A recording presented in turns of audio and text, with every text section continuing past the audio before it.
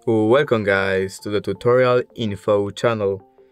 In front of me is Samsung Galaxy Tab A8, and in this video I'm going to show you how to improve audio recording quality using Dolby On app on this device.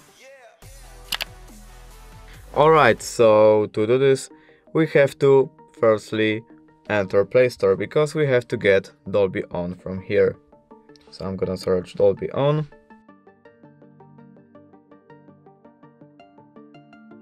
And now we can install the app.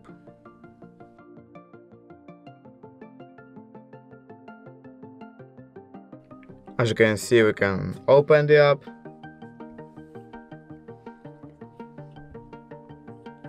Now here we can skip.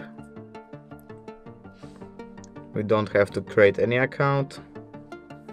And now we can start recording with way better quality than the default audio recorder. That's it. If you did enjoy this video, leave a like and subscribe. Thank you guys for watching. Bye!